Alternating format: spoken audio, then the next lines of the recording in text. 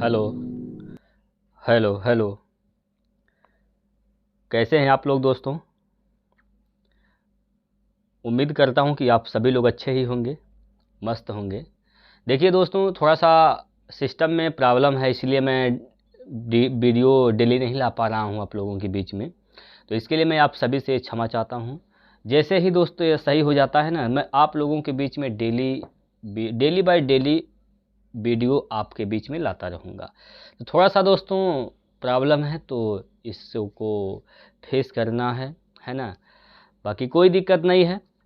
जैसे जैसे दोस्तों सही होगा वैसे आपके बीच में मैं आता रहूँगा। बाकी जो भी दिक्कतें होती हैं दोस्तों, आप लोग कमेंट करिएगा। पढ़ाई से रिलेटेड कोई भी दिक्कत है तो आप लोग कमेंट करके पूछ सकते हैं, ठीक है। और चलिए, जैसा कि आप सभी लोग जानते हैं कि हम लोग आरआरबी ग्रुप डी 2025 का जो वैकेंसी है इसकी तैयारी कर रहे हैं, जिसमें हम लोग क्या कर रहे हैं तो मैथ का प्रैक्टिस कर रहे हैं। और आज हमारा जो सेट होने वाला है यह है 138 नंबर सेट होगा दोस्तों। ये वॉल्यूम 2 से लिया गया है, रुक्मिणी प्रकाशन से। और देखिए, सेकंड शिफ्ट का यह प्रश्न है 16/9/2022 का, ठीक है। सारे के सारे प्रश्न प्रीवियस ईयर के ही हैं, कोई दिक्कत नहीं होगा। कुछ लोग कहते हैं सर पेपर का लेवल क्या होगा, पेपर का लेवल कैसा रहेगा, क्या आएगा, क्या हमें पढ़ना है। तो भैया कि देखिए और समझिए क्या पढ़ना है क्या छोड़ना है, सब कुछ आपके सामने है, ठीक है भाई। तो चलिए अब यहाँ से शुरुआत करते हैं पहले प्रश्न के साथ से। तो पहला प्रश्न आप लोगों के स्क्रीन पर है। आप सभी लोग इस प्रश्न को हल करके आंसर बताएंगे, कौन सा विकल्प इसका सही होगा। सभी लोग कमेंट करके बताएंगे उत्तर। अब यहाँ से देखेंगे अगर आप प्रश्न को, तो यहाँ पर लिखा गया है 5/8 पर घात क्या है, -7 है, ठीक। 5/8 पर घात क्या है, तो यहाँ से -7 है। और आप देख रहे हैं यहाँ पर गुना का साइन है, तो यह लिखा हुआ है 8/5 पर -4 घात। तो इसको आप लिख सकते हैं 5/8 पर घात प्लस का 4 घात, प्लस का 4 घात, ठीक है। फिर गुणा का साइन है, तो गुणा का साइन 1/4 है, तो इसको आप लिख देंगे 1/4, ठीक है। और 1/4 पर घात क्या है, तो यहाँ पर -3 है। और इन सभी पर घात कितना दे रखा है, तो इन सभी पर घात -3 दिया गया। ये प्रश्न है, ठीक। जो भी इसमें हमें बदलाव करना था हमने कर दिया है। अब आप देखेंगे दोस्तों, यहाँ से आप देख रहे हैं यहाँ पर क्या चीज़ आपने देखा दोस्त, यहाँ पर कि 5/8 ये भी है, 5/8 ये भी है, ठीक है। दोनों 5/8 5/8 है, यानी आधार समान है। तो गुणा करेंगे तो घात आपस में जुट जाएंगे।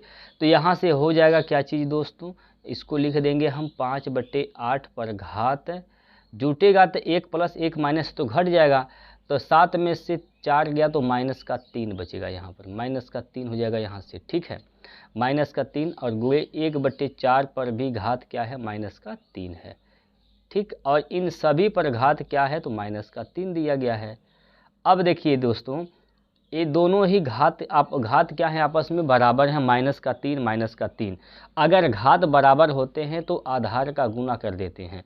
तो आधार गुना होकर क्या हो जाएगा, ऊपर का गुना ऊपर, नीचे का नीचे। 5 का गुना 1 में तो 5 1 कम 5, तो ऊपर तो हो जाएगा 5/8 का गुना 4 में तो 8 चौको 32, नीचे हो जाएगा क्या यहाँ पर 32। अब इस पे घात कितना होगा, तो घात देखिए दोस्तों, ये तो -3 घात लिखेंगे इस पे -3 घात, और इस पे भी -3 घात होगा। तो माइनस माइनस का गुना प्लस हो जाएगा, और 3 × 9। तो ये 5/8 पर घात क्या हो जाएगा, यहाँ पर 5/8 पर घात प्लस का 9 हो जाएगा। अब ऑप्शन में देख लीजिए किस ऑप्शन में है, किस विकल्प में दिया गया है 5/8 पर घात प्लस का 9। तो डी ऑप्शन में है दोस्तों, डी ऑप्शन इसका बिल्कुल सही आंसर है। ये है सवाल का सॉल्यूशन। बात क्लियर है? देखिए कोई झोल झाल नहीं है दोस्तों, कोई भी झोल झाल नहीं है, एकदम आराम से पढ़ते रहिए। चलिए भाई,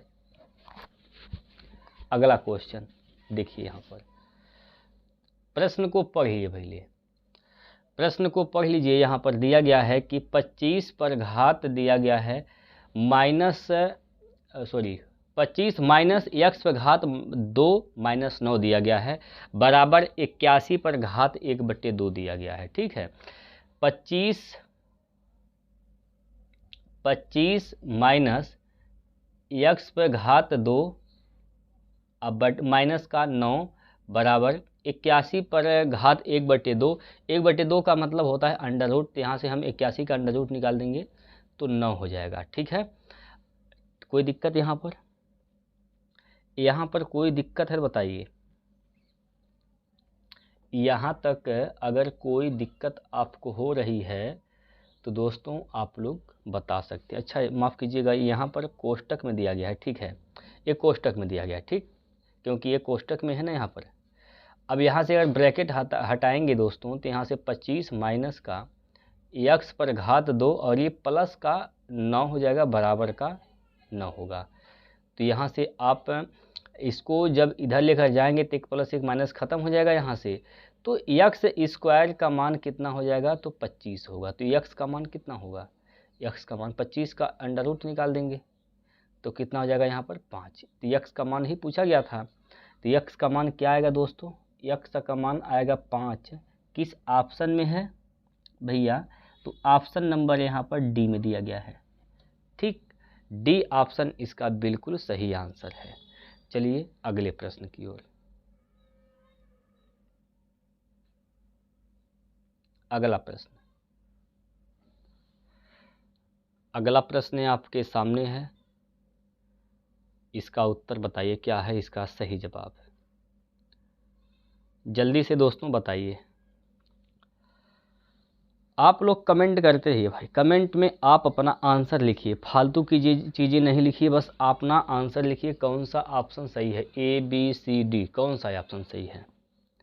बाकी आपकी अगर कोई दिक्कतें हैं तो आप लोग कमेंट कर सकते हैं। अब यहाँ से अगर आप देखिएगा दोस्तों तो यहाँ पर लिखा है 1/2 पर -2 घात प्लस 1/3 पर -2 घात प्लस 1/4 पर घात माइनस का 1/4 पर घात -2। ठीक है, ये प्रश्न है आपका। अगर यह प्रश्न है तो अगर आप इसको बदलाव करेंगे 1/2 पर -2 घात का मतलब ये 2 पर +2 घात हो जाएगा। तो 2 पर +2 का मतलब 2 पर 2 घात का मतलब 4 यहाँ से हो गया प्लस 3। ये इसको जब पलटेंगे 3 चल जाएगा ऊपर, तो 3 पर +2 घात 3 का स्क्वायर 9 हो जाएगा यहाँ से प्लस। उसी प्रकार 4 चल जाएगा ऊपर, 4 पर 2 घात 4 चौको 16, 16 और 9 25, 16 9 25, 25 4 29, तो 29 इसका सही जवाब हो जाएगा। 29 इसका बिल्कुल सही जवाब हो जाएगा। क्लियर है? बोलिए भाई, कोई दिक्कत परेशानी आप लोगों को? चलिए दोस्तों इस सवाल को पढ़िए दोस्त।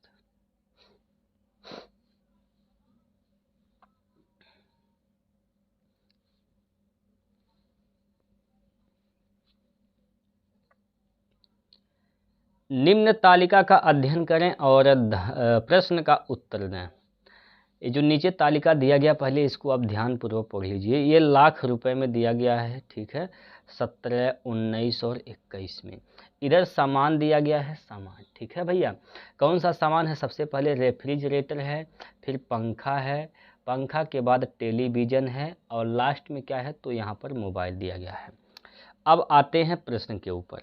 प्रश्न के ऊपर आते हैं दोस्तों, तो प्रश्न को ध्यान से पढ़िए। पहले प्रश्न को ध्यान से पढ़ लीजिए। प्रश्न में कहा गया है यहाँ पर, दिए गए 3 वर्षों में किस वस्तु ने अधिकतम संयुक्त लाभ अर्जित किया है तथा वर्ष 2019 में सबसे अधिक लाभ वाली वस्तु का लाभ सबसे कम लाभ वाली वस्तु का लाभ से कितना प्रतिशत अधिक है। ठीक है,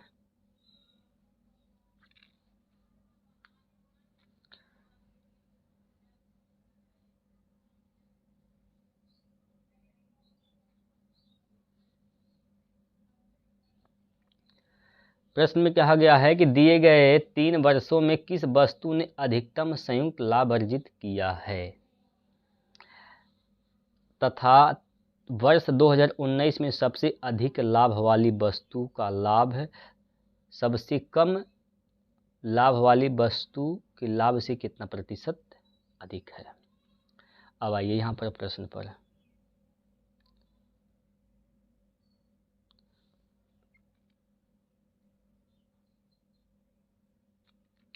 देखिए दोस्तों, सबसे ज़्यादा लाभ किस में मिला है। देखिए यहाँ पर रेफ्रिजरेटर की अगर बात करते हैं हम लोग, रेफ्रिजरेटर का बात किया जाए दोस्तों, तो रेफ्रिजरेटर में कितना यहाँ पर टोटल लाभ हो रहा है।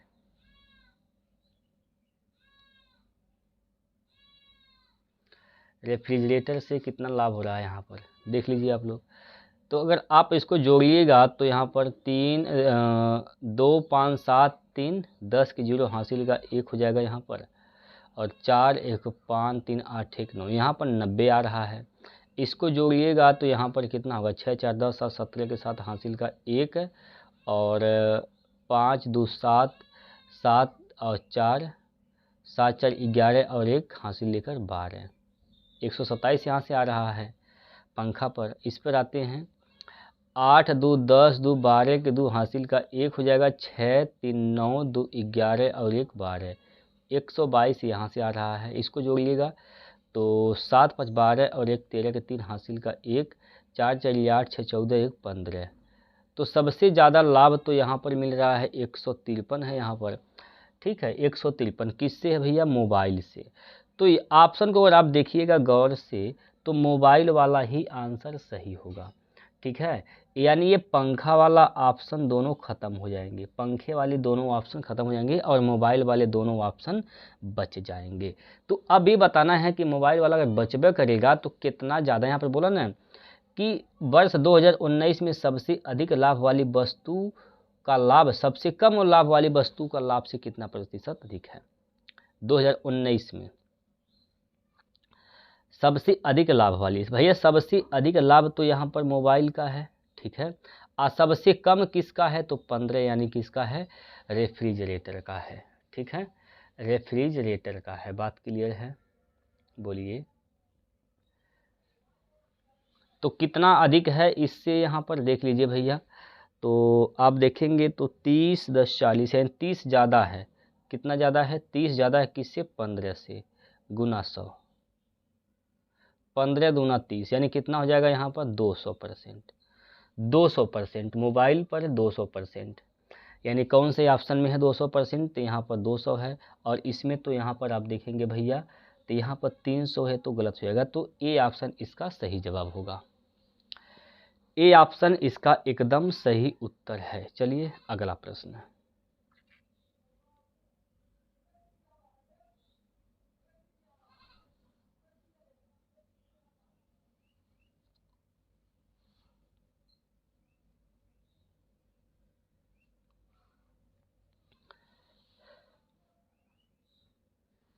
देखिए 200 मीटर और 300 मीटर की लंबाई वाली दो रेलगाड़ियां समान दिशा में क्रमशः 100 किलोमीटर प्रति घंटा और 120 किलोमीटर प्रति घंटा की चाल से चल रही हैं। पीछे से आने वाली तेज रेलगाड़ी द्वारा दूसरी रेलगाड़ी को पूरी तरह से पार करने में लगभग, अच्छा लगभग नहीं सॉरी, पार करने में लगने वाले समय ज्ञात करना है। लगभग में नहीं है भैया, पूरा है, ठीक है। लगभग में नहीं है, माफ़ कीजिएगा।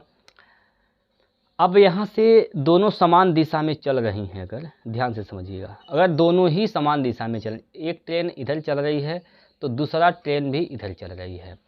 अब अगर एक ट्रेन दूसरे ट्रेन को पार करेगी तो इसकी जो लंबाई होगा, इन दोनों ट्रेनों की लंबाई ही टोटल लंबाई कहलाएगी।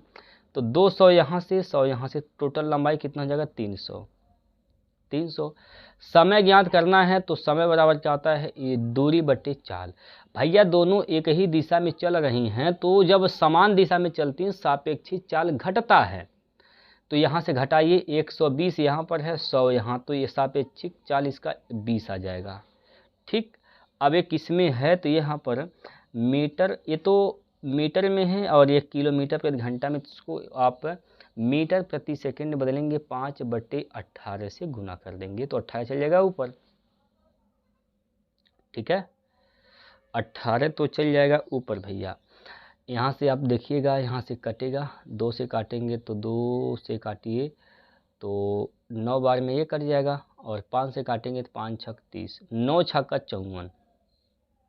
यहाँ पर 54 सेकंड का समय आ रहा है, 54 सेकंड आ रहा है, लेकिन हमें क्या बताना है, मिनट में। तो 60 से भाग कर दीजिए, 6 से काटेंगे 6 9, अरे भैया कहाँ गलती हो गया भाई, तो देख लीजिए भाई एक बार भाई। 3 2 5, सॉरी दोस्तों, माफ़ कीजिए भैया, ये कहाँ से गलती हो गया, ये दूरी को जोड़ेंगे तो 3 + 2 5 ना होगा, सॉरी यहाँ पर गलती हो गया है, 500 आएगा दोस्तों। टोटल डिस्टेंस क्या आएगा, 500 आएगा, ठीक है। 500/20 हो जाएगा, और इसको 5/18 करेंगे तो 18 चल जाएगा ऊपर। यहाँ से आप देखिए कटेगा यहाँ से, और इसको काटेंगे 9 बार में ये कट जाएगा, और इसको काटेंगे अगर आप तो 10 बार में ये कट जाएगा, तो ये हो जाएगा 90। ये आपका सेकेंड में है, लेकिन इसको मिनट में बदलना है। मिनट में बदलने का मतलब कितना है भैया, 1 मिनट में 60 मिनट, 1 मिनट में 60 सेकेंड होते हैं, तो 60 + 30 है ना, 60 + 30 यानी ये 1.5 मिनट नहीं है, बताइए ये 1.5 मिनट है कि नहीं। अरे भाई 60 सेकेंड और प्लस 30 सेकेंड, 1 मिनट ये हो गया, आधा मिनट ये हो गया, तो 60 30 90, यानी ये 1.5 मिनट की बात कर रहा है यहाँ पर, ठीक है। 1.5 मिनट इसका राइट आंसर है, ठीक है दोस्तों, ऑप्शन नंबर सी। चलिए अगला प्रश्न,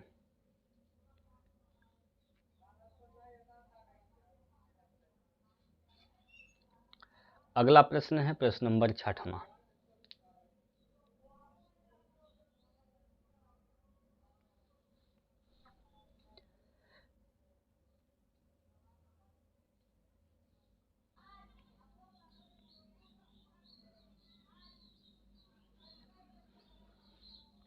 रवि के वेतन में पहले 50% की कमी हुई और बाद में 50% की वृद्धि हुई।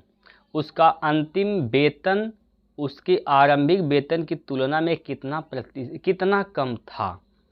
चलिए दोस्तों, अब इस सवाल को आप बनाएंगे सक्सेसिव कंसेप्ट से। पहले क्या हुआ है, यहाँ पर 50% की कमी के साथ हमेशा माइनस का सिंबल लगाते हैं, तो 50।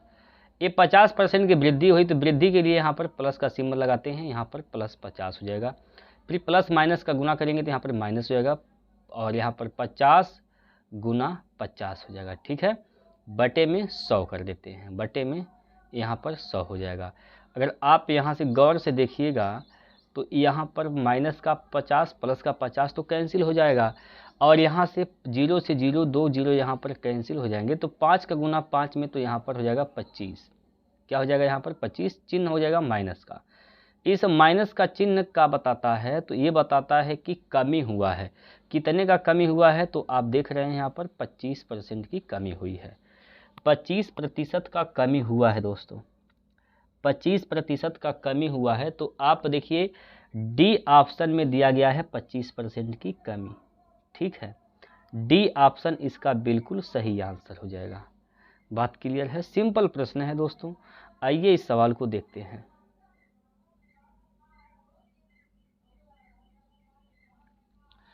इस सवाल को देखिए भाई और लगाइए।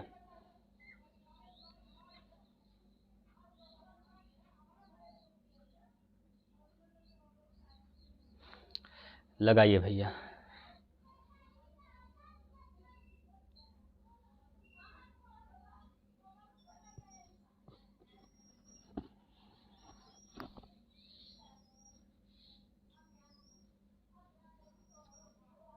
देखिए इसने कहा कि दो गोलों के आयतनों का अनुपात 27/8 है। क्या है भैया, ये यहाँ पर अनुपात दिया गया है 27/8 का, ठीक है। 27/8 का अनुपात दिया गया है, ठीक। फिर आगे कहा गया है यहाँ पर जिस क्रम में उसका यहाँ पर उल्लेख हुआ है उसी क्रम में इन गोलों के पृष्ठीय क्षेत्रफलों का अनुपात ज्ञात कीजिए। अगर यहाँ पर आयतन दिया गया है तो इसका त्रिज्या निकाल लेंगे। आयतन हमेशा त्रिज्या के 3 घात पर डिपेंड करता है। आयतन हमेशा त्रिज्या के 3 घात पर डिपेंड करता है। भैया गोले का आयतन क्या होता है? गोले का आयतन होता है क्या चीज़? 3/4 pi R cube, pi R cube, ठीक है, पाई आर क्यूब। ये पहला गोला है, तो अगर दूसरा गोला देखेंगे, अनुपात निकालेंगे हम, तो यहाँ पर 3/4 पाई आर 2 का क्यूब हो जाएगा। अब यहाँ से देखिए, ये तो दोनों में कॉमन है, कट जाएगा। यहाँ पर इसका अनुपात दिया गया है कितना? ये तो 27 दिया गया है, और ये क्या है? 8 दिया गया है। तो अगर हम r अनुपात r निकालेंगे तो ये क्यूब रूट हो जाएगा। इसका क्या हो जाएगा? क्यूब रूट हो जाएगा। क्यूब रूट मतलब यहाँ पर r1, ये r2, तो यहाँ पर 27 का क्यूब कितना हो जाएगा भैया? 3, और 8 का क्यूब रूट क्या होगा? 2 हो जाएगा। त्रिज्या का अनुपात ये हो गया। पृष्ठीय क्षेत्रफल का अनुपात पूछा है, तो क्षेत्रफल हमेशा 2 घात पर डिपेंड करता है। किस पर? 2 घात पर, ठीक है। कितने घात पर डिपेंड होता है? 2 घात पर डिपेंड होता है। इस बात से सहमत हैं कि नहीं है? आप बताइए, बोलिए साथियों, अरे बोलिए भैया। अरे 4 पाई आर स्क्वायर होता है, तो r1 का स्क्वायर कर देंगे, और यहाँ से कह देंगे कि 4 पाई r2 का स्क्वायर। ये 4 पाई तो 4 पाई कैंसिल ही हो जाएंगे। यहाँ पर r1 का स्क्वायर, 3 का स्क्वायर, यहाँ से 9, r2 यानी 2 का स्क्वायर, यहाँ पर 4, तो 9 संबंधित 4 इसका सही जवाब होगा, ठीक है। 9 संबंधित 4 इसका बिल्कुल सही आंसर होगा।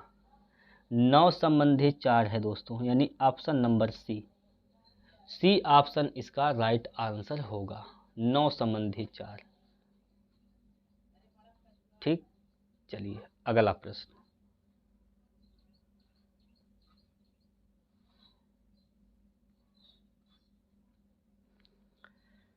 इसको लगाइए।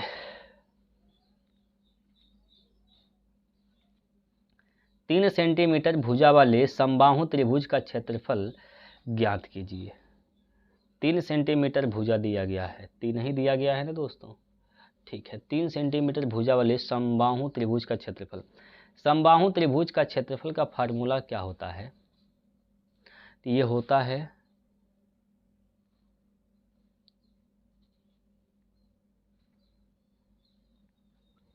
√3 अपान 4 इंटू यक्स स्क्वायर, यानी यक्स क्या होगा? यक्स कहिए चाहे ए कहिए, यानी इसका भुजा का स्क्वायर होता है। भुजा को ये मान लिया, कुछ भी मान सकते हैं, हमने भुजा को ये मान लिया है। तो यहाँ पर देखेंगे आप, ये कितना दिया गया है यहाँ से, तो यहाँ पर ये दिया गया है 3, ठीक है। ये कितना दिया गया भैया? 3 दिया गया है। तो यहाँ से √3 इंटू 3 का स्क्वायर करेंगे तो यहाँ पर 9 हो जाएगा। बट्टे में कितना होगा? तो भैया बट्टे में हो जाएगा यहाँ पर 4, बट्टे में क्या होगा? 4 हो जाएगा।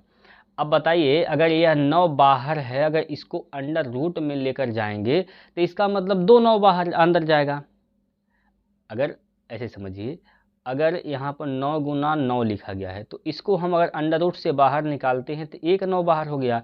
अगर वापस आप इसको अंदर लेकर जाएंगे √ में, तो वापस से आपको 2 9 लेकर जाना होगा। बोलिए, तो यहाँ पर आपको क्या करना है? अगर √ में मान दिया गया है तो इसका √ निकालेंगे, तो यहाँ से 2 9 बाहर कर देंगे, यानी 9 गुना 9 अंदर जाएगा। 9 गुना 9 अंदर जाएगा मतलब 81 अंदर जाएगा। तो 81 का गुना 3 में करेंगे तो √ में यहाँ पर √ में क्या हो जाएगा? 8 3 24 है, 243 बटे में कितना? 4, 243 बटे 4, 243 बटे में कितना होगा यहाँ पर दोस्तों? 4 होगा, ठीक है। सी ऑप्शन इसका सही जवाब है। 243 बटे में कितना? 4। बात क्लियर है? ये भी सिंपल ही प्रश्न था दोस्तों। आइए इस सवाल को बनाइए।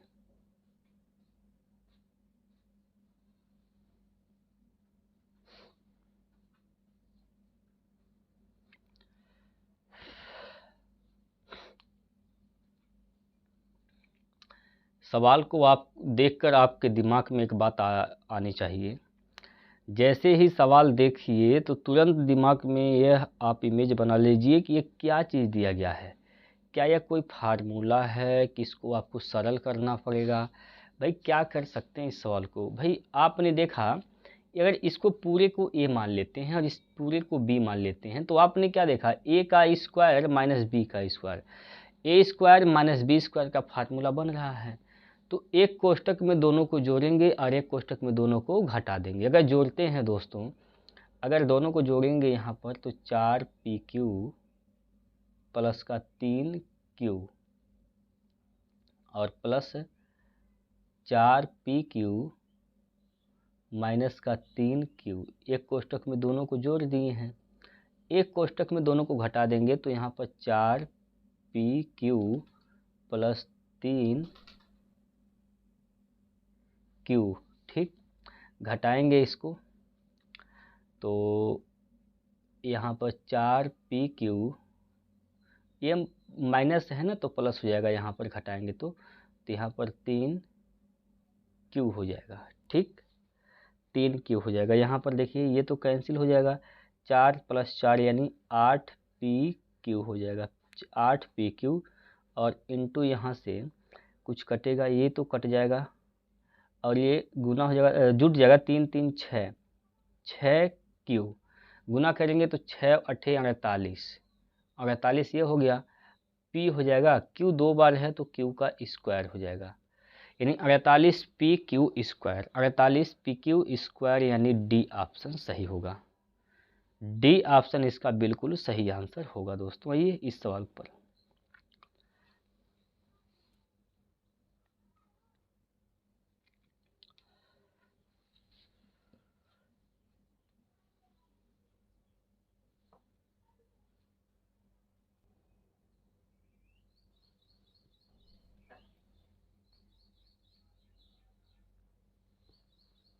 देखिए दोस्तों, इसमें कहा गया कि इसमें दिया गया है महेश किसी बैंक से 2000 रुपये निकालता है, उसे 50 रुपये और 100 रुपये के कुल 32 नोट मिलते हैं, उसे प्राप्त हुए 50 रुपये के नोटों की संख्या कितनी है, ये बताना है आपको, ठीक है। अब इसको आप दो तरीकों से लगा सकते हैं। एक तो आप इसको बेसिक तरीका लगाइए या फिर आप इसको ऑप्शन से लगाइए, ठीक है। दोनों में तरीका आपको बताने वाला हूँ। सबसे पहले बेसिक बता दें। मान लेते हैं कि ये 50 रुपये का जो नोट है दोस्तों, ये 100 रुपये हैं, मतलब 100 नोट हैं। तो टोटल 50 रुपये के कितने नोट हैं, 100 नोट हैं। तो कितने 50 रुपये के कितने रुपये बन जाएंगे, 50 रुपये के अगर 100 नोट हैं तो यहाँ से हम कहेंगे भैया कि 50 100, तो ये पैसा प्राप्त हो जाएगा, इतने रुपये 50 रुपये के नोट से बन जाएंगे, ठीक है। बाकी अगर बात करें दोस्तों, अब इसमें 100 रुपये के भी नोट हैं, तो 100 रुपया का कितना रुपया टोटल बनेगा, 100 रुपये के अगर नोट हैं तो कितने रुपए यहाँ से हो जाएंगे। तो भैया टोटल हमारे पास 32 नोट हैं, जिसमें से 100 नोट तो 50 रुपये के हैं, बकिया नोट जौन बचा है वो 100 रुपये का है। तो 100 रुपये के इतने रुपये यहाँ से बन गए, 50 रुपये के इतने रुपये यहाँ से बन गए। तो दोनों को जोड़ेंगे तो ये टोटल रुपया कितना हो जाएगा भैया, 2000। ये 2000 रुपये के बराबर है, ठीक है। ये 2000 रुपये के बराबर। यहाँ से आप निकालेंगे तो 50 यक्स अब प्लस का 32 का गुना 100 में तो 3200 हो जाएगा यहाँ पर, और माइनस का यहाँ से 100 यक्स हो जाएगा और बराबर 2000, ठीक। 2000 100 में से 50 घटाएंगे तो यहाँ पर कितना बचेगा, 50 यक्स माइनस 50 यक्स बराबर, इसको जब इधर लेकर जाएंगे 3200 को उधर लेकर जाएंगे तो यहाँ से 1200 होगा, माइनस का 1200, ठीक। ये माइनस और माइनस कैंसिल ही हो जाएंगे, 5 से काटे, 0 से 0 पहले कटेगा और 5 से काटेंगे 24 पंजे 120, यक्स का मान कितना हो जाएगा, 124 हो जाएगा। यानी 50 रुपये का कितना नोट है, तो 24 नोट है। 50 रुपये के नोटों की संख्या कितनी, 24। अगर 100 रुपये का पूछा जाएगा तो भाई 32 नोट टोटल हैं, जिसमें से 24 नोट 50 रुपये के हैं। तो 24 8 32, यानी 8 नोट कितने के होंगे, 100 रुपये के होंगे, ठीक है। 8 नोट कितने का होगा, तो 100 रुपये का होगा। ये आपका बेसिक तरीका है दोस्तों, ये आपका बिल्कुल ही क्या है, ये बेसिक फंडा होता है। बाकी अगर आप ऑप्शन से लेकर चलना चाहते हैं तो यहाँ पर देखिए, मान लेते हैं कि 100 रुपये के 50 रुपये के 8 नोट हैं, तो 8 पंजे 40 यानी 400 रुपये तो यहाँ से बच जाएंगे। टोटल हमारे पास 32 नोट हैं, 24 नोट बचे हैं कितने के, 100 रुपये के। तो 100 रुपये के 24 नोट बचते हैं, तो 100 का गुना 24 में करेंगे तो 2400 रुपये जगह, ये तो 2000 से ज़्यादा हो जा रहा है ना, तो ये ऑप्शन क्या कर देंगे, गलत कर देंगे। ठीक, 16 को ले लेंगे अगर दोस्तों, तो 16 को अगर आप लीजिएगा, 16 पचे 80 यानी 800 रुपये, तो यहाँ से 50 रुपये के नोट से बन जाएंगे। 16 और 16 32, 1600 रुपया बन जाएगा यहाँ से 100 रुपये का नोट। तो 16 और 8 क्या हो जाएगा, 24, तो ये भी 2000 से बेसी हो जाएगा, तो ये भी ऑप्शन क्या हो जाएगा, गलत हो जाएगा। इसी प्रकार से आपको चेक करना है। सी ऑप्शन पर आएंगे तो यहाँ पर सेटिस्फाई हो जाएगा। बात क्लियर है दोस्तों? चलिए अगला प्रश्न है।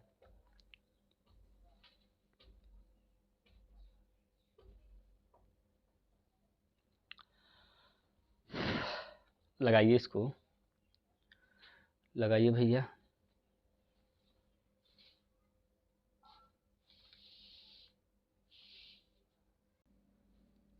मनीष एक निश्चित राशि को 5% वार्षिक ब्याज दर पर जमा करता है, जिस पर ब्याज की गणना वार्षिक चक्रवृद्धि आधार पर होती है। 3 वर्षों के अंत में मनीष को मिश्रधन के रूप में 92,610 रुपये प्राप्त होते हैं। मनीष द्वारा जमा की गई राशि कितनी थी? मनीष ने कितनी राशि जमा की थी, ये आपसे पूछा गया है दोस्तों। अब इसको सवाल को बनाने का जो सबसे बेस्ट तरीका है वो मैं आप लोगों को बता रहा हूँ, ध्यान से समझिएगा। यहाँ से आप रेशियो मेथड लगाएंगे दोस्तों। चक्रवृद्धि ब्याज में रेशियो मेथड जब भी लगाएंगे तो क्या होता है, यहाँ पर मूलधन और मिश्रधन का अनुपात पता चलता है। तो यहाँ पर देखिए मूलधन और हमने यहाँ पर लिख दिया अमाउंट यानी मिश्रधन।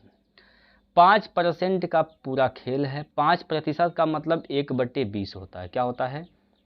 1/20। अगर मूलधन 20 है तो मिश्रधन क्या हो जाएगा, 21 हो जाएगा। कितने वर्ष? 3 वर्ष। अगर 3 साल की बात किया गया है तो यहाँ पर आप घात 3 चढ़ा देंगे। ठीक है, घात क्या कर देंगे, 3 कर देंगे। अगर घात 3 कर देंगे तो 20 का क्यूब कितना हो जाएगा, यहाँ पर 8000।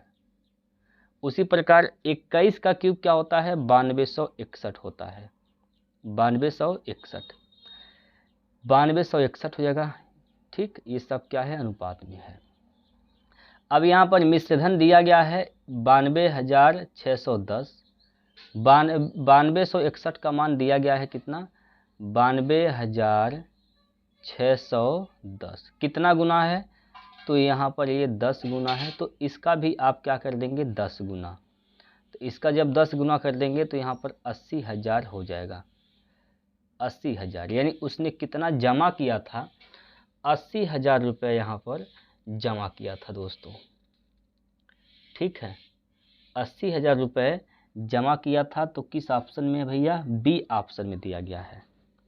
ठीक है, चलिए अगला प्रश्न।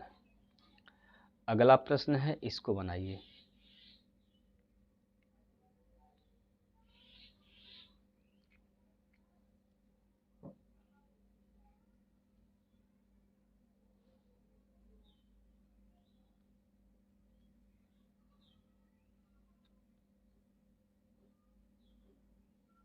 देखिए यहाँ पर, यदि यक्ष का 35% बराबर y का 40% है तो यक्ष संबंधी y का मान ज्ञात कीजिए।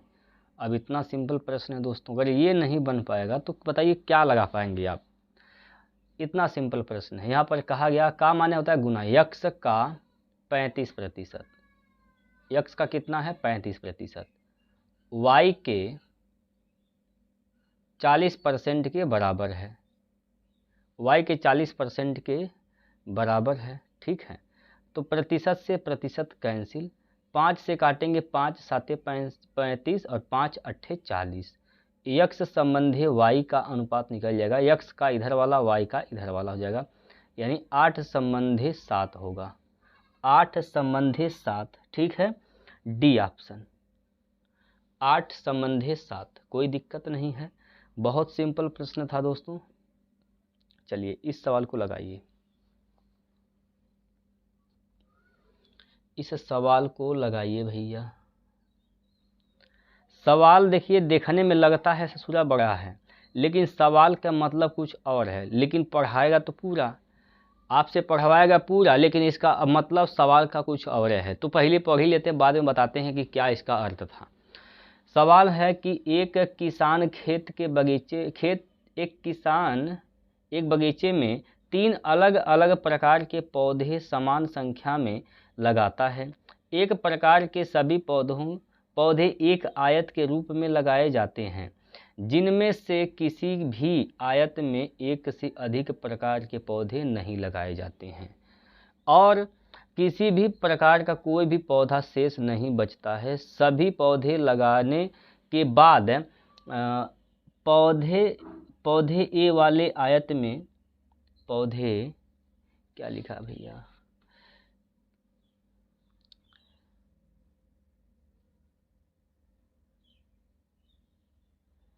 सभी पौधे लगाने के बाद पौधे ए वाले आयत में 70 पंक्तियां थीं और पौधे बी वाले आयत में 28 पंक्तियां थीं और सी वाले में 42 पंक्तियां थीं।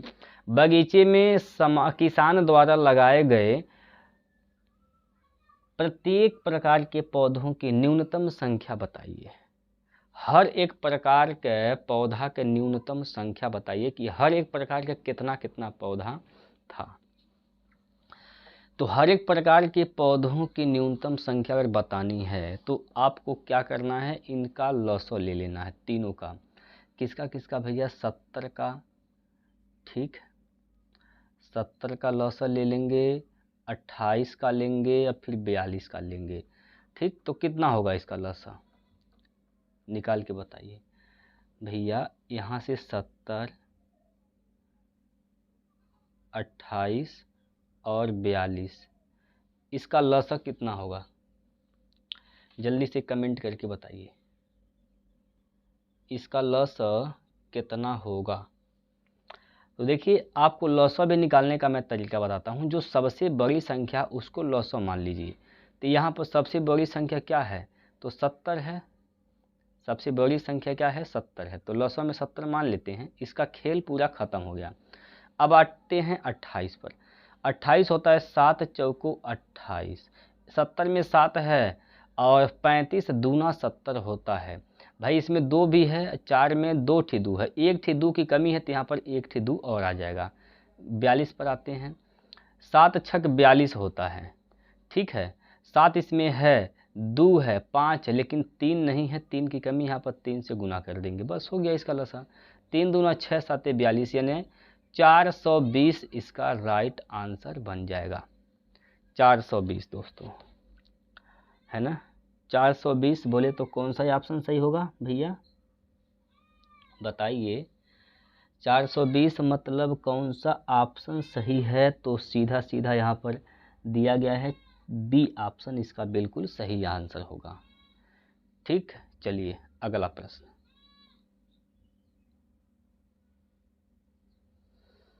करिए भाई जल्दी से, बहुत तेज गर्मी है दोस्तों। चलिए एक एक सवाल मैं लगा रहा हूँ, एक एक सवाल मैं अच्छे से आप लोगों को समझा रहा हूँ, ठीक है। कुछ सवाल आप भी लगाइए दोस्तों, आप खुद लगाएंगे, अपने आप जब प्रैक्टिस करेंगे ना तब अच्छे से आपको चीज़ें समझ में आएंगी। अब ये सवाल की बात करें तो इसको क्या लगाएंगे हम, बताइए। इतना सिंपल प्रश्न है। इसने कहा कि वह छोटी से छोटी प्राकृतिक संख्या ज्ञात कीजिए जो 8, 12, 28 और 36 से विभाज्य हो। अब बताइए, अब इस सवाल को अगर लगाना पड़ जाए, बताना पड़ जाए भैया, तो शायद ये धरती पर पाप हो रहा है, ठीक। अगर इतना आसान से आसान सवाल बताना पड़ जाए तो समझिए भैया पढ़ाई बहुत अभी आपकी कमज़ोर है। करना क्या है, 8, 12, 28 और 36 का एलसीएम निकाल देना है, ठीक। क्या निकाल देना भैया, एलसीएम। एलसीएम इसका निकालिए, बताइए आप लोग कमेंट करके कि इसका सही आंसर क्या होने वाला है। कमेंट में आप लोग इसका उत्तर बताएंगे। चलिए तब तक हम आगे बढ़ते हैं। और इस सवाल को हल करते हैं।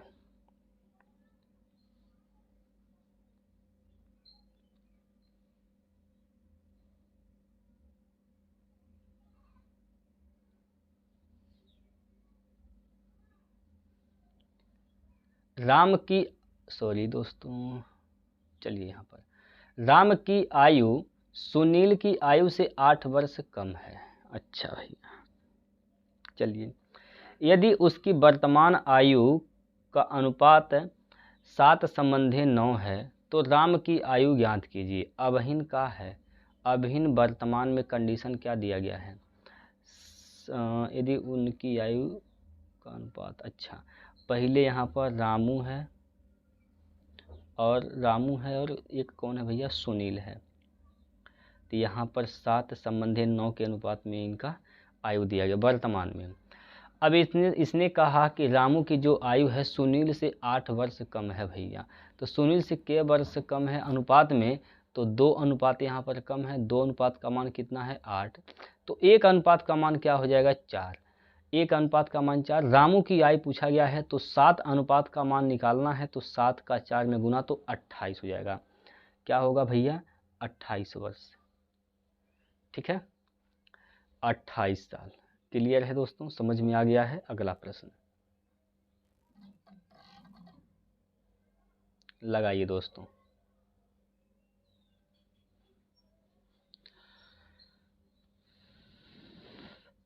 दो समरूप त्रिभुजों की 2 संगत भुजाओं की लंबाई का अनुपात 2:1 है। समान क्रम में इन दोनों त्रिभुजों की क्षेत्रफलों का अनुपात बताइए। क्या होगा भाई, क्षेत्रफलों का अनुपात, तो एरिया का जो अनुपात होता है, क्षेत्रफल का जो अनुपात होता है, भुजाओं के स्क्वायर के अनुपात के बराबर होता है। तो भुजा का स्क्वायर करेंगे, यानी यहाँ पर आप क्या करेंगे दोस्तों, 2/1 का स्क्वायर कर देंगे, तो यहाँ पर 4:1 हो जाएगा। 4:1, 4:1, यानी option number D, option number D होगा इसका बिल्कुल सही आंसर। अगला क्वेश्चन। आपको दिक्कत हो रही है दोस्तों कहीं समझने में, किसी भी सवाल को लेकर बताइए, किसी भी सवाल को लेकर आपको दिक्कत हो रही है। अब इसने कहा कि 2 अंकों वाली एक संख्या के अंकों का योगफल 12 है। इनके अंकों को आपस में बदलने पर प्राप्त संख्या दी गई संख्या से 18 अधिक है, संख्या बताइए। अब देखिए दोस्तों, इस सवाल को हल करने का जो सबसे आसान तरीका है वह है ऑप्शन। वो क्या है दोस्तों, वह है ऑप्शन। ऑप्शन मेथड सबसे बेस्ट तरीका है। तो यहाँ पर देखिए इस ऑप्शन में, सॉरी दोस्तों,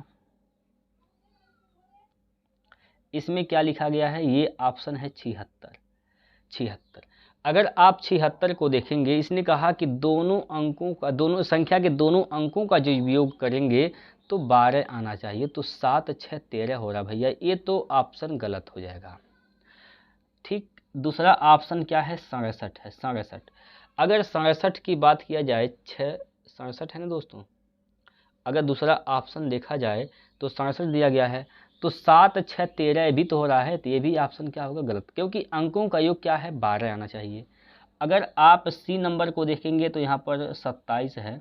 अब भैया आप 27 को जब अंकों का योग करेंगे तो 7 2 9 तो होगा, ये ऑप्शन गलत होगा। अब डी वाले को चेक करने की आवश्यकता ही नहीं है, एक ही ऑप्शन बचा, वही सही होगा। देख सकते हैं, लगाइए, 7 5 12 होगा। ठीक, कोई दिक्कत। तो ऐसे सवाल जब भी आपकी स्क्रीन पर आते हों, आपके सामने आते हों, तो आप उसको मेथड मत ढूंढिए कि कौन मेथड लगा दें, नहीं, आप इसको ऑप्शन से लगाइए। सबसे आसान तरीका है, सबसे सरल तरीका है। चलिए बॉय, यहाँ पर अगला प्रश्न है। अगला प्रश्न दोस्तों,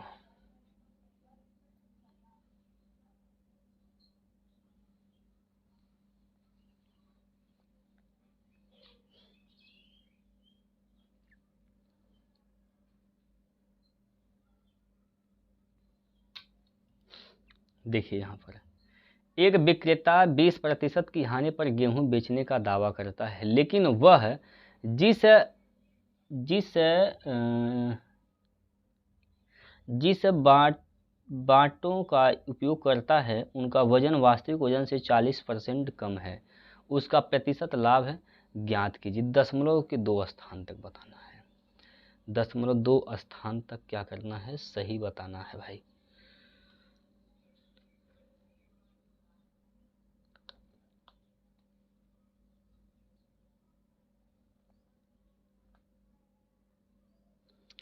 बोलो भैया बोलो, जल्दी से उत्तर क्या होगा इसका।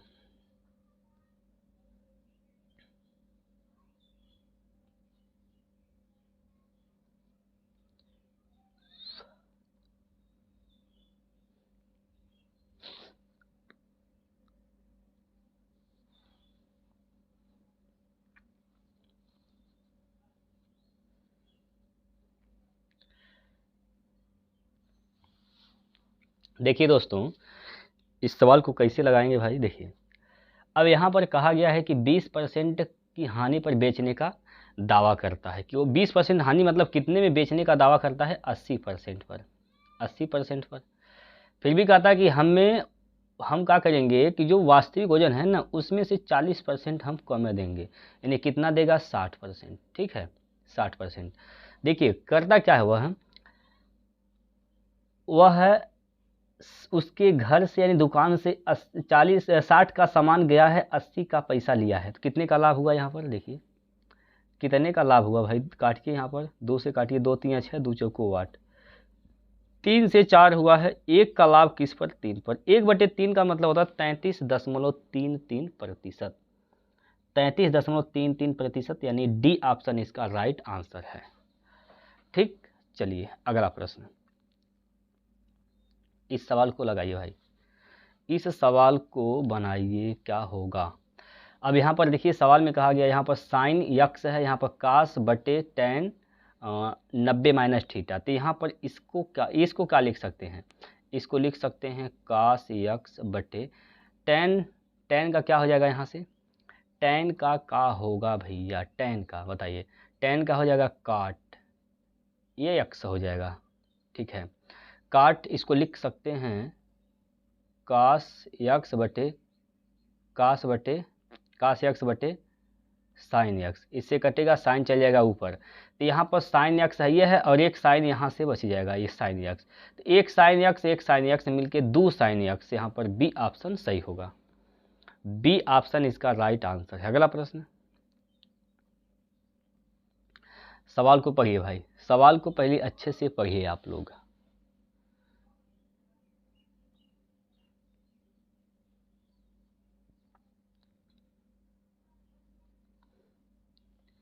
एक दुकानदार 70 किलोग्राम प्याज 560 रुपये में खरीदता है और पूरे लाट को 10 रुपये प्रति किलोग्राम की दर से बेचता है, उसका लाभ प्रतिशत बताइए।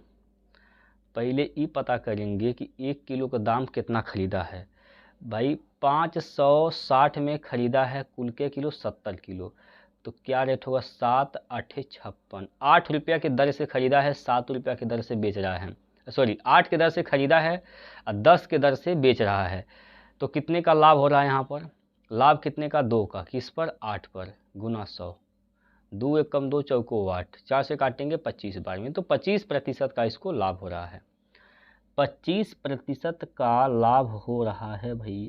अरे हाँ ठीक है, 25%, यानी ऑप्शन ए, ऑप्शन ए इसका राइट आंसर होगा। बोलिए, आगे चलें भाई। चलिए भैया, प्रश्न नंबर कौन सा है, तो यहाँ पर 21 नंबर है, 21वां प्रश्न, निम्न में से कौन सा विकल्प उस निकटतम लगभग मान को दर्शाता है जो निम्न समीकरण में प्रश्न चिन्ह के स्थान पर आएगा। यहाँ पर गौर से आप देखेंगे दोस्तों, अगर ये 11.96 है तो ये लगभग क्या है, 12 है, प्लस ये क्या है, लगभग में 5 है, प्लस ये क्या है तो लगभग में 12 ही है, और यहाँ पर माइनस ये क्या है, लगभग में 12 है, ठीक, इंटू ये क्या है तो लगभग में ये 2 ही है, 12 दूना 24, यहाँ से हो जाएगा माइनस का 24, और 12 12 24 प्लस का 24 माइनस का 24 कैंसिल, तो क्या बच जाएगा यहाँ पर 5। तो इसका आंसर आएगा 5। आंसर क्या आएगा भैया 5 आएगा, बी ऑप्शन सही होगा। ठीक है, चलेंगे अगले प्रश्न की ओर। इस सवाल को आप लोग लगाएंगे और इसका उत्तर बताएंगे क्या होगा।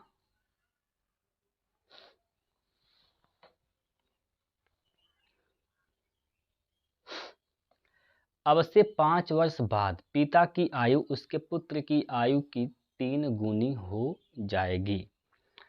5 वर्ष पहले पिता की आयु उसके पुत्र की आयु की 7 गुनी थी, तो उनकी वर्तमान आयु बताइए।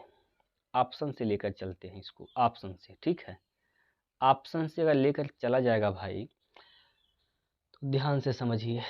पहले क्या यहाँ पर है 30 और 5 है, यहाँ पर फादर, यहाँ पर सन। अगर पिता की आयु 30 मानते हैं, इसको अगर 5 मानते हैं, तो कह रहे अब से 5 वर्ष बाद, 5 साल बाद ये क्या हो जाएगा 35, और ये क्या हो जाएगा 5 5 10।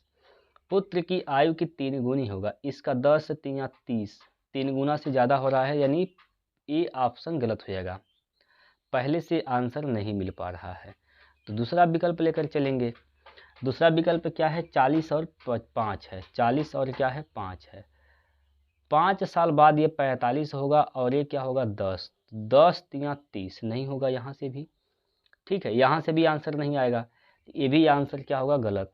30 और 10, अगर इसको हम मानते हैं 30 वर्तमान में और ये 10 मानते हैं, तो 5 साल बाद ये 35 होगा, 5 साल बाद यह 15 होगा, तो 15 या 45, यहाँ से भी आंसर नहीं आ रहा, ये भी आंसर क्या हो, ऑप्शन क्या होगा गलत हो जाएगा। अब आते हैं डी वाले पर। डी वाले पर आते हैं भाई। डी वाले को अगर आप चेक करेंगे या नहीं करिएगा तो यही को उत्तर मान लेंगे हम, लेकिन हमें चेक कभी करना है। 40 और 10 है, ठीक है, 40 और 10 है।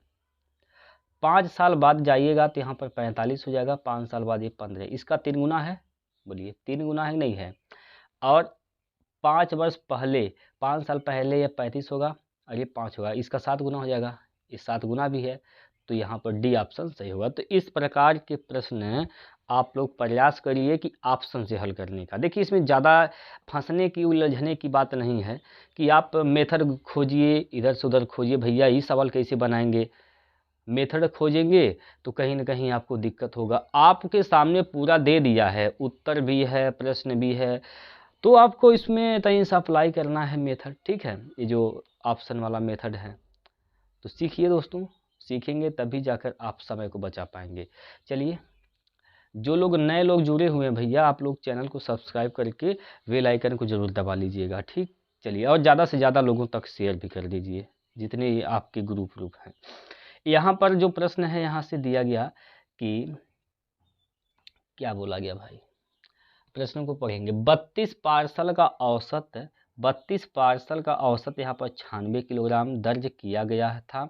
यदि एक और पार्सल का वजन शामिल किया जाता है तो औसत में 2 किलोग्राम की वृद्धि होती है। तो नए पार्सल का वजन बताइए। भैया नया पार्सल का वजन बताना है, बहुत सिंपल तरीका बताने वाला हूँ। देखिए यहाँ पर एक ग्रुप था, इसमें टोटल कितने पार्सल थे 32। इनका जो एवरेज देखा गया, इनका जो औसत देखा गया भैया, औसत वो कितना था 96 था। तरीका समझिए, 96 था। अब कहा कि इसमें एक और पार्सल शामिल किया गया, एक बाहर से एक पार्सल यहाँ पर था, इसको अंदर भेज दिया गया। अब इसको जाने की वजह से औसत में कितने की वृद्धि हो जाती है 2 का, यानी पहले यहाँ पर 32 थे, अब कितने हो गए यहाँ पर, तो अब एक और बढ़ गया, तो यहाँ पर अब कितने हो गए 33 हो गए, 33 लोग हो गए, यानी 33 पार्सल हो गया। तो इनके वजन में कितने की इजाफा हुआ है 2 का। तो हर एक पार्सल का वजन 2-2 किलोग्राम बढ़ा है। टोटल कितना बढ़ जाएगा, 33 में 2 से गुना कर देंगे, 33 दूना 66, तो टोटल यहाँ पर 66 किलो वजन बढ़ जाएगा। तो ये जो नया पार्सल आएगा ना, नया पार्सल का ये जो है नया पार्सल का वजन हो जाएगा यहाँ पर, तो 6 6 12 के 2 हासिल का 1, 9 6 15 116, यानी 162 किलोग्राम होगा। नए पार्सल का वजन कितना होगा सर, तो नए पार्सल का वजन 162 किलोग्राम होगा। ठीक है, 162 किलोग्राम डी ऑप्शन में दिया गया है। चलिए भाई अगला प्रश्न लगाइए भाई जल्दी से। अल्फा बीटा द्विघात समीकरण एक्स स्क्वायर यहाँ पर लिख दे रहे हैं सब आपके सामने। एक्स 2x स्क्वायर माइनस का 3x माइनस का 35 बराबर 0 के मूल हैं। तो यहाँ पर बोला अल्फा का क्यूब, अल्फा का क्यूब क्या है भाई, प्लस बीटा का क्यूब, ये 24 नहीं है, अल्फा का क्यूब प्लस बीटा का क्यूब यहाँ पर ज्ञात करना है। तो अल्फा बीटा का मान निकालिए पहले। देखिए तरीका बताता हूँ आसान, अल्फा बीटा का मान निकालने का। दोनों मूल अल्फा बीटा हैं, तो मूल कैसे निकालेंगे, 35 का गुना यहाँ पर किस में करना, 2 में, तो 35 दूना 70 हो जाएगा, 70 को ऐसे दो खंडों में आप विभाजित कर दीजिए कि अगर जो आप घटा दें तो यहाँ पर माइनस का 3 आ जाना चाहिए, और गुना कर दें तो यहाँ पर 70 आना चाहिए। अच्छा माइनस का 70 आना चाहिए, माइनस का 70, तो 14 5 70, नहीं 14 5 70 नहीं कहेंगे, 14 5 70 तो होता है 35 दूना 70 और 3 यहाँ पर है, 35 दूना 70 और 3 यहाँ पर है, क्या लिख सकते हैं, चलिए यहाँ पर 70 का आप फैक्टर कर दीजिए ऐसे, 2 से काटेंगे तो 35, 2 से 5 से कटेगा, 5 7 7 से 5 दूनी 10 7 70। अच्छा ठीक है, 10 गुना 7 लिख सकते हैं इसको, 10 गुना 7, 10 7 70 हो जाएगा, 10 गुना 7 लिख सकते हैं। तो यहाँ से 10 इंटू 7 70 होगा, ठीक। और इनमें से अगर घटाते हैं तो 10 माइनस 10 और यहाँ पर प्लस का 7 घटाएंगे तो यहाँ पर -3 भी बचेगा। ये जो 2 है ना यहाँ पर 2, तो यहाँ पर 2 से वापस से आप क्या कर देंगे, भाग कर देंगे, तो यहाँ पर माइनस का 5 आ जाएगा और यहाँ पर एक 7/2 आ जाएगा। तो इसका क्यूब करना है, इसका क्यूब और इसका क्यूब करना है, प्लस कर देना है। तो 5 का क्यूब क्या होगा, 125 होगा, 125 माइनस का और प्लस 7 का क्यूब 343 होता है, 343 बटे में 2 का क्यूब 8, 2 का क्यूब 8, ठीक। माइनस करना है कि प्लस करना भाई, माइनस करना कि प्लस, प्लस करना है, ठीक है प्लस ही करना है, कोई दिक्कत नहीं है। बोलिए यहाँ तक कोई दिक्कत आपको, यहाँ तक आपको कोई दिक्कत है, बोलिए भाई।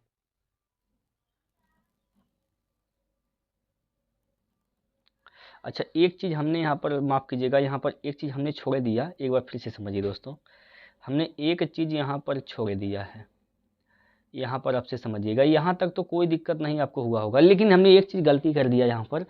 यहाँ पर सब कुछ सही देखिए, अगर आप 10 का गुना 70 में 7 में करते हैं तो 70 प्राप्त हो जाएगा, और 10 में से 7 घटाएंगे तो माइनस 10 में से 7 घटाएंगे तो माइनस का 3 भी प्राप्त होगा। लेकिन वापस से क्या करते हैं ना भाई, एक चीज़ हमने एक स्टेप मिस्टेक कर दिया, वापस इसका चिन्ह बदल देते हैं, ये चिन्ह हो जाएगा ये वाला, अब 2 से भाग कर देंगे, ये 2 कामों के साथ 2 है तो ये एक्स स्क्वायर का जो गुणांक है वही है, उसी से भाग कर देते हैं, तो यहाँ से 2 पंजे 10, ये प्लस का 5 हो जाएगा और माइनस का 7/2 हो जाएगा। इसका क्यूब करना है, क्यूब, इसका क्यूब कर देना है और प्लस कर देना है, तो ये 125 हो जाएगा और माइनस का 343 बट्टे में 8 हो जाएगा, 25 8 200 और 8 यानी 1000, 1000 में से 343 घटाना है बट्टे 8 करना है, तो कितना होगा भाई, यहाँ पर 7 होगा, क्यों भाई 7 आएगा, और 9 में से 4 गया तो 5 आएगा यहाँ पर, और यहाँ पर 9 में से 3 गया तो यहाँ पर 6 आएगा, यानी 657/8 आएगा, 657/8, 657/8 कौन सा ऑप्शन है, तो डी नंबर ऑप्शन सही होगा, 657 57/8 इसका राइट आंसर है। समझ में आया दोस्तों? चलिए अगला प्रश्न है, इस सवाल को बनाइए भाई।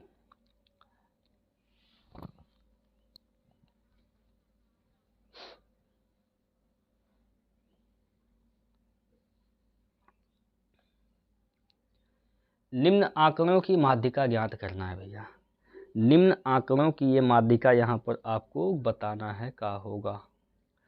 तो चलिए यहाँ से माध्यिका निकालने का फार्मूला सबसे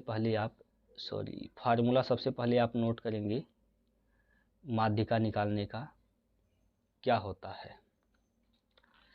माध्यिका निकालने, जब भी अगर आंकड़े वर्ग अंतराल में दिए गए हों इस प्रकार से, तो उसका माध्यिका निकालने का जो सूत्र होता है m बराबर l,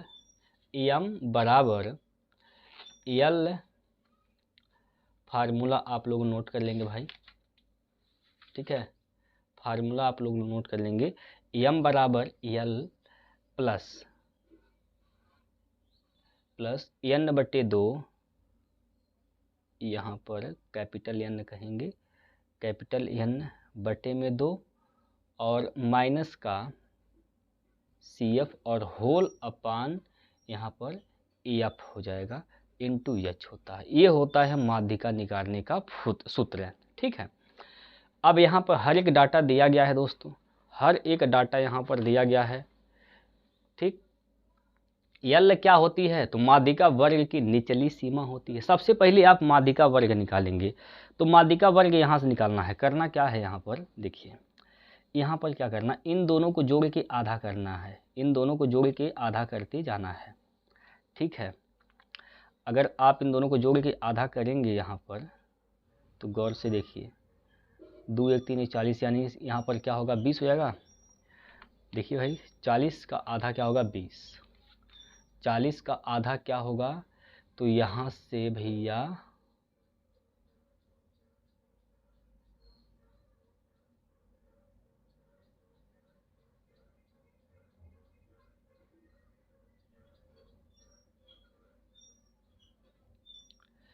चलिए इसको जोड़ के आधा कुछ नहीं करना है, ठीक है। संचयी बारंबारता में निकालिए, संचयी बारंबारता निकाल लीजिए। संचयी बारंबारता यहाँ पर लिखेंगे सबसे पहले 12 और ये 18 यहाँ करके यहाँ लिखेंगे, 12 18 जोड़ के, तो यहाँ पर 30 हो जाएगा। अब फिर इसको जोड़ के यहाँ पर लिखेंगे तो 30 20 50 यहाँ पर हो जाएगा। इसको जोड़ के यहाँ पर लिखेंगे 5 2 70 5 75 यहाँ पर हो जाएगा। इसको जोड़ के यहाँ लिखेंगे तो 105 यहाँ पर हो जाएगा। इसको जोड़ के यहाँ पर लिखेंगे तो 125 यहाँ पर हो जाएगा, और इसको जोड़ के यहाँ पर लिखेंगे तो 125 और 15 140 यहाँ पर हो जाएगा, ठीक। इनको आप जोड़ेंगे तो ये 140 के ही बराबर होगा। यही क्या है, n का मान है। यही क्या है दोस्तों, n का मान है, यही n हो जाएगा, ठीक है, यही n हो जाएगा। अब n/2 करना यानी 70 हो जाएगा, n/2 करना है। फार्मूला में देखिए, फार्मूला में क्या होता है, n/2 यानी 70 हो जाएगा यहाँ से, ठीक। अगर 70 आ गया, ये यल क्या है दोस्तों, एक बार जान लीजिए कि यल क्या है, तो माध्यिका वर्ग की निचली सीमा है। CF क्या है, माध्यिका वर्ग से पहले वाले जो वर्ग है ना उसकी संचयी बारंबारता होती है CF, और F क्या होता है, माध्यिका वर्ग की बारंबारता, और H क्या होती है, हाइट होती है। तो देखिए माध्यिका वर्ग आपको पता करना है, माध्यिका वर्ग आपको पता करना है। तो यहाँ पर सबसे पहले नंबर आप यहाँ पर माध्यिका वर्ग, तो आपको पता चलेगा 70 किस में मिलेगा भाई, 70 किस में मिलेगा, 70 किस में मिलेगा भाई। देखिए 70 75 से तो छोटा ही है, 75 से भैया 70 तो छोटा है ना भाई। 75 जो है 75 जो है 70 से, और ये 70 जो है 75 से छोटा है, माफ़ कीजिए उल्टा हमने बोल दिया, है ना। कोई दिक्कत यहाँ पर, तो छोटा है तो भैया यहाँ पर ये जो 70 है किस में आएगा भाई, किस में आएगा बताइए। ये जो 75 है ना दोस्त, इसके साथ है, ठीक है भाई। इसका तो ये हो गया, इसका ये है, इसका ये है, तो इसका ये है, तो माध्यिका वर्ग यहाँ पर आ गया, ये हो जाएगा माध्यिका वर्ग। निचली सीमा यानी यल का मान क्या हो जाएगा 45, यल का मान क्या हो जाएगा यहाँ पर 45। तो यहाँ पर लिखते चलिए यल का मान क्या हो जाएगा यहाँ से 45 प्लस यहाँ पर n/2 कितना आया है 70 आया है, माइनस CF क्या है, CF क्या है दोस्तों, तो अभी हमने क्या बताया है, माध्यिका वर्ग से पहले वाले वर्ग की संचयी बारंबारता। तो माध्यिका वर्ग ये है, इसके जस्ट पहले वाला वर्ग ये है, इसकी संचयी बारंबारता कितनी हो जाएगी दोस्तों? तो इसकी संचयी बारंबारता भैया हो जाएगा 50। क्या हो जाएगा भाई? संचयी बारंबारता ये है तो ये हो जाएगा 50। तो यहाँ पर लिखेंगे हम 50, ठीक। बट एफ का मान क्या है? माध्यिका वर्ग की बारंबारता। दोस्तों माध्यिका वर्ग ये है, इसकी बारंबारता यहाँ पर 25 है। इसकी बारंबारता क्या है दोस्तों? तो इसकी बारंबारता 25 है। इनटू हाइट क्या है? 10-10 के अंतराल पर है, देख सकते हैं सब 10-10 के अंतराल में है, तो ये हाइट हो जाएगी 10, है ना। अब इसी को हल करना है भाई। तो ये 45 और प्लस यहाँ पर क्या हो जाएगा? 70 में से 50 गया तो यहाँ पर 20/25 इंटू 10। 5 से काटेंगे तो 5 बचे 25, 5 से काटेंगे तो 5 दूनी 10, 5 से काटेंगे 5 चौको 20, 4 दूनी 8, 45, 8 हो जाएगा 53। तो माध्यिका कितनी आ जाएगी? 53, ठीक। माध्यिका कितनी आएगी भैया? तो माध्यिका 53 आएगा, ठीक है। माध्यिका कितना आएगा? 53। कोई दिक्कत अगर हो रही हो समझने में तो आप लोग पूछ सकते हैं। चलिए इसका उत्तर दीजिए भाई।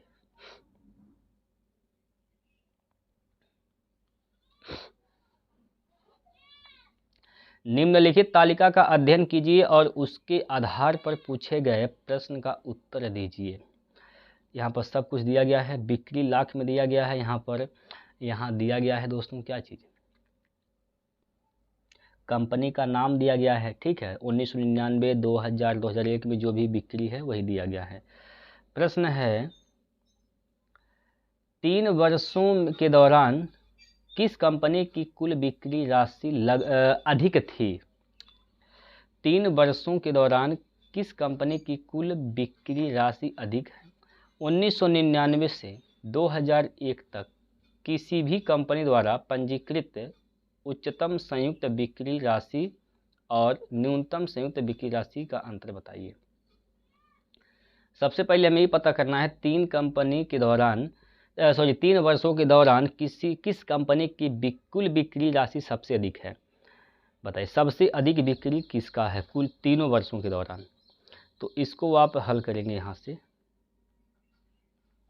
इनको जो आप जोड़ते चले जाएंगे तो 5 3 8 2 10 की 0 हासिल का 1 हो जाएगा और 3 4 7 3 10 1 11, यानी यहाँ से तो 110 आ रहा है। यहाँ पर 9 1 10 2 12 के 2 हासिल का 1, 2 5 7 6 13 1 14 यहाँ से आ रहा है। अरे भैया 5 2 7 6 13 सही तो है, 6 सही है, 5 2 7 6 13 14 ठीक है। यहाँ पर 6 5 11, 11 4 15 के 5 हासिल का 1, 3 1 4 2 6 5 11 यहाँ पर आ रहा है। और इसको देखेंगे तो 8 2 10 9 19 के 9 हासिल का 1, 5 1 6 3 9 1 10 109 यहाँ पर आ रहा है। किसका सबसे ज़्यादा है? तो यहाँ पर 142 सबसे ज़्यादा है। किस कंपनी का है भाई? ये कौन सा कंपनी है बताइए? TYD। कौन सा कंपनी भाई? यहाँ से कंपनी है जो TYD के लिए बोला गया है। तो ऑप्शन में देखिए TYD किस में है, ऑप्शन में देख लीजिए भैया TYD किस में है। TYD 2 ऑप्शन में है यहाँ पर, ठीक है। तो ये ऑप्शन तो ख़त्म हो जाएगा और ये ऑप्शन दोनों ख़त्म हो जाएंगे। 2 ऑप्शन बचते हैं, 2 ही ऑप्शन बचता है, ठीक। 2 ऑप्शन बच जाते हैं। अब इन्हीं दोनों में से कोई ना कोई एक सही होगा।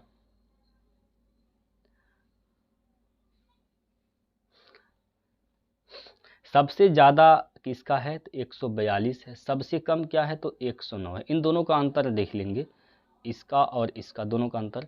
12 में से 9 गया तो 3 3, 33 आएगा दोस्तों, 33। सब लाख में है तो यहाँ पर 33 किस में है? तो यहाँ पर बी ऑप्शन में है, ठीक। बी ऑप्शन इसका बिल्कुल सही आंसर है। समझ में आया भाई? चलिए अगला प्रश्न।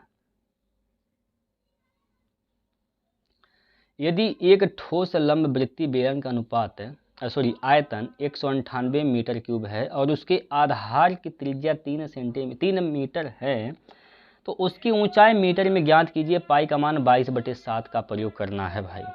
पाई का मान क्या करना है दोस्तों? 22/7 का ही प्रयोग करना है, ठीक है। चलिए बेलन का लंब वृत्तीय बेलन का आयतन क्या होता है? लंब वृत्तीय बेलन का आयतन होता है पाई आर स्क्वायर एच। इसका मान कितना दिया है? 198 दिया गया है। पाई का मान 22/7 लेना है, आर का मान 3 का स्क्वायर 9 हो जाएगा, एच पाई ऊंचाई ज्ञात करना है और 198 ये हो जाएगा। ठीक, 11 से काटेंगे तो 11 दूना 22, 11 से काटेंगे 11 को 11 11 88। ठीक, 9 दूनी 18 से कैंसिल, तो ऊंचाई कितनी हो जाएगी? 7 हो जाएगा, 7 मीटर। सी ऑप्शन 7 मीटर इसका राइट आंसर है। चलिए भाई अगला प्रश्न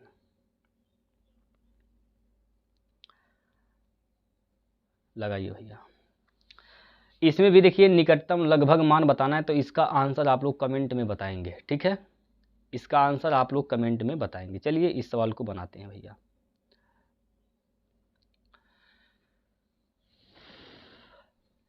इसने कहा है कि एक व्यक्ति 8,000 की राशि को 10% वार्षिक साधारण ब्याज की दर पर जमा करता है। 2 वर्षों के अंत में उसे प्राप्त होने वाला मिश्रधन बताइए।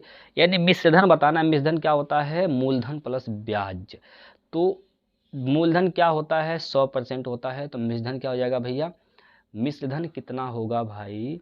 मिश्रधन कितना होगा 2 वर्षों में? 2 वर्ष का ब्याज कितना हो जाएगा? 10 दूना 20, तो 120% हो जाएगा मिश्रधन। 120 का मान निकालना है। 100 का मान दिया गया है भैया। 100 का मान कितना है यहाँ पर? 8,000। तो 120 का मान निकाल देंगे यहाँ पर, तो 8,000 अब बट्टे में 100 गुना 120। 2 जीरो से यहाँ से 2 जीरो कैंसिल, 12 बट्टे 9600। ठीक, 9600 भैया, 9600 यानी बी ऑप्शन 9600 इसका राइट आंसर है। कोई दिक्कत अभी तक बताइए? हम लोगों ने 29 प्रश्न किया है। 29 प्रश्नों में से आपको ऐसा कोई लगा है सवाल जो कठिन लग रहा हो और नहीं समझ में आया हो? एक आध दो सवाल ऐसे जरूर होंगे दोस्तों जो एक बार में आपको नहीं समझ में आएंगे। जैसे स्टैटिक वाला पार्ट देखिए, स्टैटिक्स का जो क्वेश्चन है वो थोड़ा सा टफ लेवल का होता है, तो उसको आप 1 से 2 बार देखेंगे तभी आप अच्छे से समझ पाएंगे। बाकी जो भी दिक्कत है आप लोग कमेंट करिएगा। यहाँ पर हम लोगों ने 29 प्रश्न किए हैं। 29 प्रश्नों में आपने कितने प्रश्न अपने आप से बना पाए हैं? कमेंट करके हमें ज़रूर बताएंगे। ठीक है, बाकी यहीं पर समाप्त करते हैं। फिर कल मिलेंगे दोस्तों अगले सेट को लेकर। तब तक के लिए जय हिंद, जय भारत।